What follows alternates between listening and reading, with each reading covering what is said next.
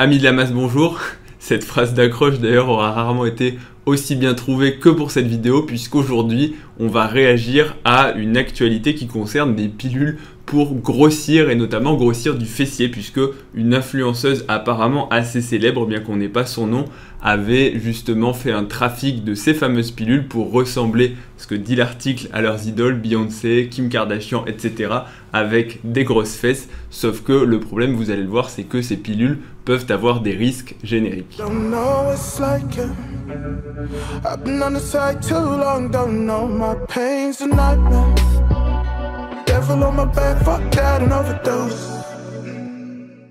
Quand je lis au départ les actualités de mon iPhone, qui me dit, voilà, il me choisit 4 actualités, et au début je pensais vraiment avoir mal lu, je clique sur l'article, et je pensais vraiment avoir lu des pilules pour maigrir. Je savais que ça existait, et je pensais vraiment qu'avec l'été, c'était surtout des pilules pour maigrir, parce que ça on sait que c'est pas nouveau, les coupes-faim, les hormones thyroïdiennes, les amphétamines, bref, tout ce qui va aider à la perte de poids, qui est en général un peu le combat des gens qui ont du mal à maigrir, qui ont du mal à faire le régime, mais j'ai été surpris de voir que non, j'avais mal lu, c'était en fait des pilules pour grossir et notamment grossir des fessiers. Donc là je me suis dit qu'est-ce que ça peut bien être ces pilules, parce que pour moi si on voulait grossir il suffisait de manger un petit peu plus, éventuellement manger des aliments très caloriques, mais pourtant il y a bien ce type de pilules, ce sont des corticoïdes. Et là je me suis dit comme quoi on trouve vraiment de tout, parce que il suffit de se renseigner un petit peu pour savoir, enfin moi je suis médecin donc je le sais, mais pour voir que les corticoïdes c'est quand même un médicament qui a beaucoup d'effets indésirables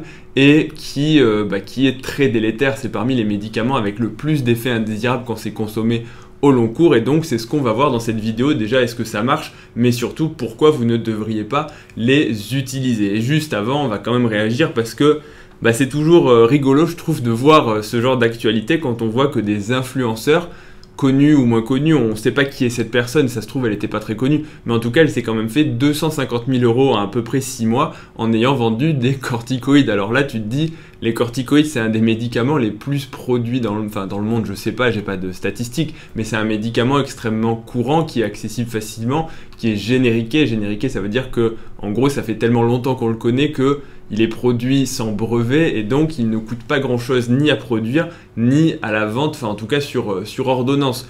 Donc d'arriver à se faire 250 000 €, je serais curieux de savoir combien de personnes ont acheté ces cures, mais ça veut vraiment dire qu'en fait quand tu es influenceur, tu peux vendre à peu près n'importe quoi sans te soucier ni des effets indésirables et que les gens vont t'écouter juste parce que tu leur montres 2-3 avant-après, ouais regarde avant, regarde après, j'ai pris. Et en plus c'est ça qui est aberrant quand on te dit, c'est là, enfin je vous jure, hein, je lis l'article, la première cure en 10 jours pour prendre 5 kg est à 75 € et la seconde 10 kg en 20 jours à 120 €. Alors déjà on va voir que c'est un petit peu aberrant de chercher à prendre autant de poids en si peu de temps, pour pas mal de raisons physiologiques, mais d'autant plus quand on prend des corticoïdes, en gros si vous voulez pas ressembler à n'importe quoi. Bien sûr qu'il y a probablement quelques personnes chez qui ça a marché, c'est toujours le principe des avant-après, que ce soit pour des programmes de musculation, pour des régimes, on te prend une personne avant, une personne après, tu prends 1000 personnes, tu en auras bien dans le lot une dizaine qui vont avoir des résultats époustouflants et tu les mets en avant, et les gens vont penser que ça va leur arriver à eux. C'est comme quand tu regardes la couverture de Muscle & Fitness ou la couverture de n'importe quel magazine, on te dit voilà tu vas ressembler à ce mec là, il te montre un avant après, mais dans la réalité ça marche pas comme ça. Bref, le produit c'est quoi? Le produit c'est la dexaméthasone. La dexaméthasone c'est un corticoïde de synthèse, donc les corticoïdes ce sont des hormones qui sont naturellement présentes dans le corps. En fait c'est le cortisol, le chef de file, qui a plusieurs effets. J'avais déjà fait une vidéo, d'ailleurs je vous invite à aller la voir sur ceux qui veulent en détail le fonctionnement du cortisol et des glandes surrénales, mais la dexaméthasone c'est un petit peu différent puisque c'est vraiment synthétique. En gros l'homme a modifier l'hormone pour justement modifier un petit peu ses propriétés. En gros, quand on prend les corticoïdes, il y a deux activités sur le cortisol. C'est l'activité minéralocorticoïde, c'est notamment la pression artérielle, mais aussi tout ce qui va être réabsorption et sécrétion d'ions, notamment le sodium, le potassium. Et en gros, voilà, c'est pour ça que ça s'appelle minéralocorticoïde, c'est pour les minéraux. Et la deuxième partie, c'est tout ce qui va être glucocorticoïde, et on va détailler les effets juste après. Et donc, avec les différents corticoïdes de synthèse, eh bien, on peut jouer avec plus ou moins d'effets minéralocorticoïdes et plus ou moins d'effets glucocorticoïdes, ce qui permet notamment, dans la dexaméthasone, d'arriver à avoir une forte activité glucocorticoïde, tout en diminuant l'activité minéralocorticoïde, et l'activité glucocorticoïde, c'est celle qui va modifier notamment le métabolisme qu'on cherche à obtenir. Donc l'avantage de la dexaméthasone, et c'est pour ça qu'il est utilisé en médecine, c'est que comme il a très peu d'activité minéralocorticoïde, il a surtout une action anti-inflammatoire très puissante par son action sur notamment les cellules de l'immunité et toutes les voies de l'inflammation. Donc cette dexaméthasone, elle est utilisée en médecine depuis très longtemps. Et pourquoi est-ce qu'en ce moment on en parle beaucoup? Parce que la dexaméthasone, c'est un des médicaments qui est utilisé contre le Covid et notamment les formes graves, parce que ça diminue l'inflammation des poumons et ça a montré en gros une mortalité diminuée dans les formes graves. Du coup, ça veut dire que la dexaméthasone, elle a été fortement utilisée, que ce soit en France mais aussi dans les autres pays du monde, et donc probablement il y a des gens qui ont dû avoir avec cette utilisation des effets de ce type, prise de poids, grosses fesses, etc. Donc les gens tout de suite, quand ils ont des effets indésirables qui ressemblent à ceux qu'ils cherchent, c'est-à-dire grossir des fessiers, ils vont se dire il y a un commerce à se faire. C'est comme pour les stéroïdes, au départ tu synthétises de la testostérone éventuellement pour des maladies, et puis ensuite tu te dis quand même le gamin là à qui on a injecté ça, il a quand même pris de la masse musculaire, donc on va l'utiliser dans les sports. Donc voilà un petit peu ce qu'il en est. Maintenant, la dexaméthasone, est-ce que ça fait véritablement grossir des fessiers? Alors non, ça fait pas grossir des fesses, mais effectivement, si vous prenez 10 kg ou 5 kg en 10 jours ou 10 kg en 20 jours, oui, forcément, vous allez prendre beaucoup de poids et vous allez forcément grossir des fessiers. Donc oui, je veux bien croire que pour les filles ou pour les mecs, mais surtout les filles qui ont du mal à prendre du poids, les corticoïdes, ça marche. Il a notamment une action sur le métabolisme glucidique avec notamment l'augmentation du glucose dans le sang en favorisant l'hyperglycémie, mais aussi une action sur les lipides. Il favorise en gros, c'est pas la perte de graisse, mais en gros il sensibilise les cellules graisseuses aux hormones lipolytiques. Ça veut dire que quand tu as un taux de corticoïdes élevé dans le sang, tes cellules graisseuses vont être plus sensibles au déstockage des graisses. On va voir juste après que c'est un raccourci extrêmement rapide parce que ça favorise pas du tout sur le long terme la perte de graisse. Mais à court terme, oui.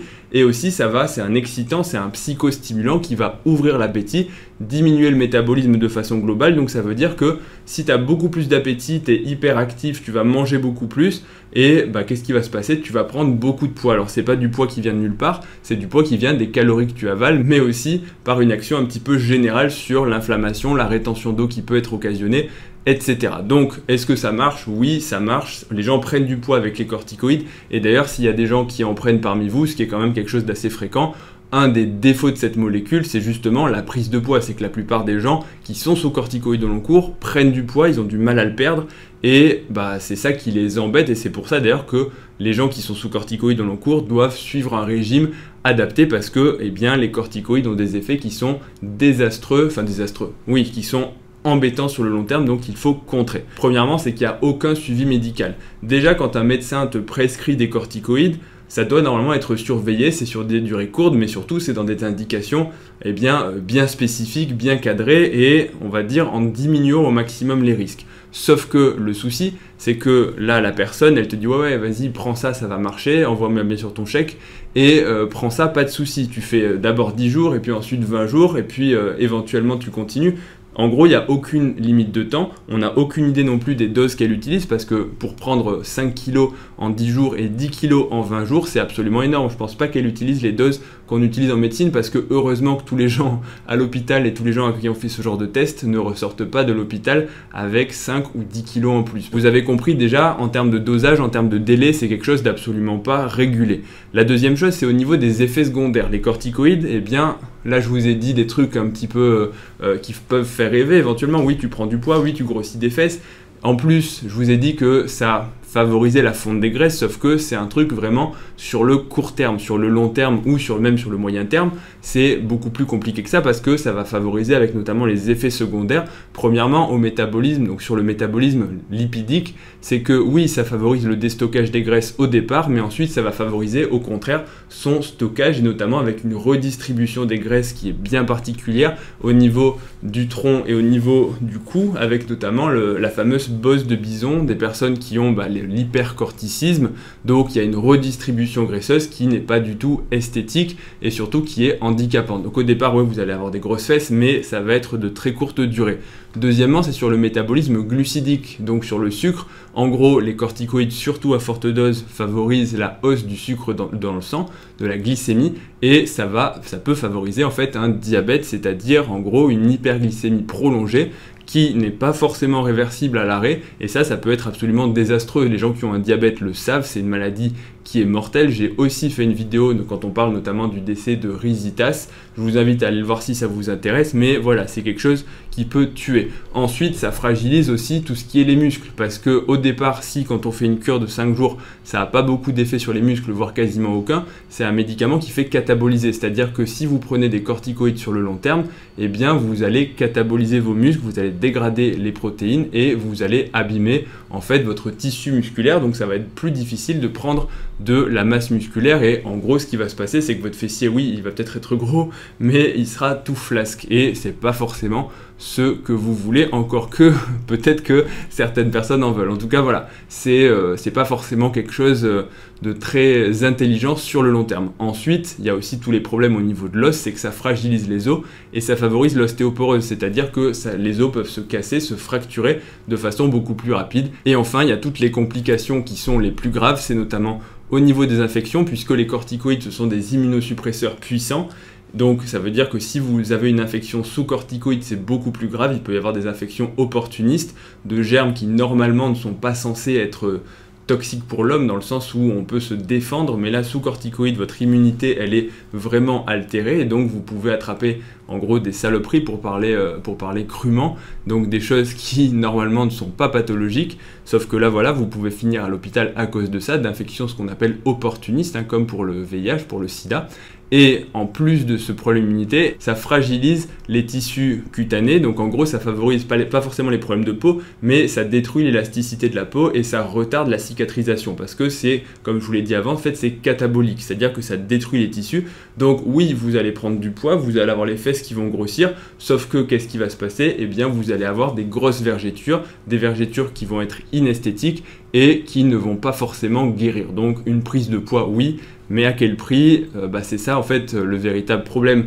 Donc c'est vrai que quand on voit ce genre de choses, honnêtement, juste pour rebondir sur le verdict, quand on voit qu'elle s'est fait 250 000 € en 6 mois et qu'au final elle est condamnée à 10 000 € d'amende et 1 an de prison, je me dis c'est quand même un petit peu léger, parce qu'en plus on sait qu'elle fera pas 1 an de prison. Je sais pas, je me demande toujours un petit peu comment ça marche, parce que à mon sens, je vais pas dire que c'est plus dangereux que les stéroïdes anabolisants, je sais pas trop, mais en tout cas les corticoïdes, clairement, surtout quand on voit comment c'est fait, avec probablement des doses très importantes et un corticoïde, la dexaméthasone, qui est très puissant, eh bien, voilà, à mon sens, je pense qu'en termes de danger, on est quand même plutôt pas mal. C'est pas un truc mortel, mais le problème, c'est ça aussi, c'est que les gens, tu leur dis, prends un comprimé par jour, ça va marcher.